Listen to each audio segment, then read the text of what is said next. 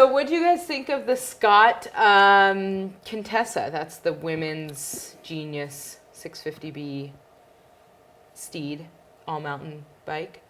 We all rode it today. If somebody hadn't told me it was a women's bike, then I probably wouldn't have noticed. It was too small for me.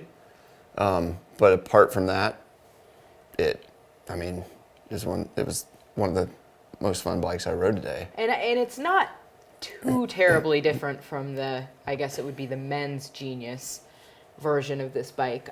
It's, as far as I know, has a lighter suspension tune, a little bit slacker head angle, but for the most part, the geometry is really similar to the men's version. So other than it being a little too small for you, you'd probably get a similar ride on the Genius. And we've ridden the Geniuses, and I thought the same thing. Like, if you didn't tell me, if I didn't know it was a woman's bike, there's no way I would have known. And I didn't notice. It wasn't, it has like you said, a lighter shock tune, because theoretically women aren't drinking beers and aren't as big of fat slobs. Well, What? Well, there you go. You see, But you're not exactly a fat slob. You're not. This down. So I guess the theory is that they need a lighter tune than shock, but I wasn't blowing through the rear travel, despite that. I mean, I had it set up correctly for me, but I was fairly impressed with the bike. I mean, I think it's killer. Light. It's really light. Super light. Super light. Yeah. All those little step ups and everything, just like pop it straight up there. And we were knackered when we were on that. Well, I at think that it rides point, of even course. lighter than it is, right? Because it's about 27.7 pounds, right? But I thought it felt lighter than that still. This was, out of all the bikes I rode, this was maybe the most efficient bike in terms of pedaling. And that was certainly in the 100 mode. It's got that twin lock suspension deal, right? So you 3-position, one which is totally locked out, which is kind of useless unless you're on the road. One that's in the middle, which is 100 mil travel, and then click it another, and you got 150, right? So full 6 inches of travel. And in that middle setting, I thought it just killed everything. Yeah, I rode it most of the day in the middle setting. I cleared so much more on that bike than anything else I rode today on a pretty technical course, I would say. Did you think it only had 100 mil in the middle setting, though? It didn't feel like it to me.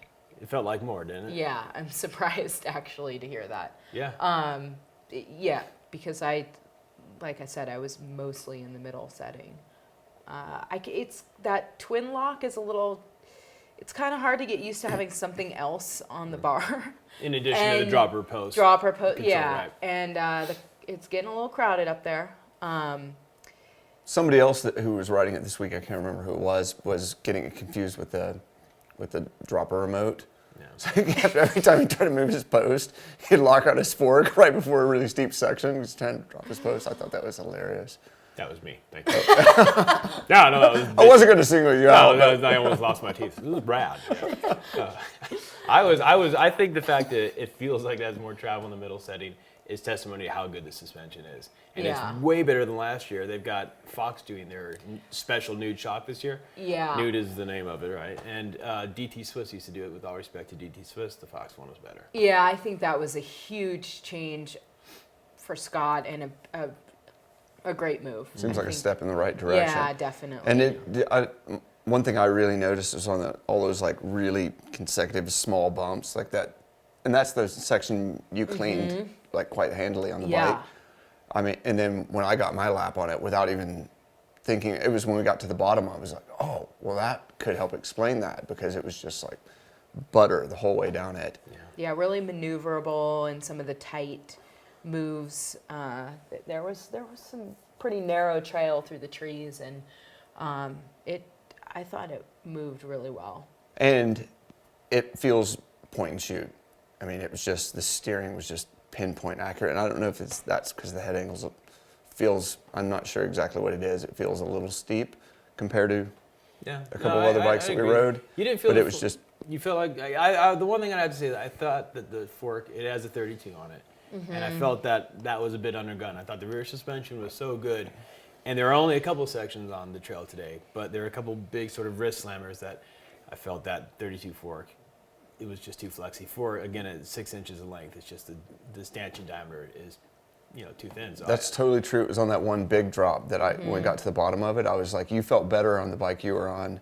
And then I was like, ooh, I hadn't even thought about that drop all day long. Yeah, and then that's all of a exactly sudden right. it was just like, Yeah, you don't notice it on the other forks. They just feel good on the 34s, the bigger forks or something like a pike. But then you get on that 32 and you hit that and you're like, whoa, Wow. I almost just ate shit, right?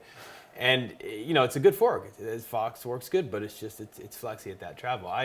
The only downside is, if you wanted to change that, that's a big ticket item, right? You're looking at $800 to maybe $1,200 for a comparable quality Fox fork in a 34. And when we're talking about the price of this bike, I think it was like 5,250 or something like that. Yeah, in the mid 5,000 range. Right. So you're not going to be wanting to upgrade. Yeah. No, you buy that bike, you want it as is. Yeah, and I think for a lot of people, they would buy this, and it would be, their only bike that they could ride for a long time. I think it would be a great investment. It's versatile. Yeah, I mean, because of that suspension variation, you can ride it in a lot of different terrain, and like we were saying, it's really light, and I think that would be, if you're looking for a new bike and have that amount of money to spend, I think you could get a lot of life out of this. Yeah, for sure. No, I thought this was a bike, frankly, in that middle mode, you could cross-country race on this bike. It felt that light. Yeah. And yet, if you kept it wide open, you can tackle pretty technical trails on the thing. I thought it was good. Like I said, my only bummer was the fork. I thought, it's not like Scott's the only company that does that, but every time I see it, I feel like, bad dog, stop. Stop the 32 madness, please. It's great, like 130 and under maybe, but not a 150, please. Yeah. We know better. We have technology. Come on. It's also cool. It's kind of an aesthetic consideration, but just the fact that it's a woman's bike and it's pretty much jet black is pretty sick. Yeah, the internal That's right. routing No on the rainbows, dropper no post looks really cool. I thought it has a really nice, clean look. Oh yeah, the internal. And it's that was another thing. It's spec'd really well for, I hate to say for a women's bike.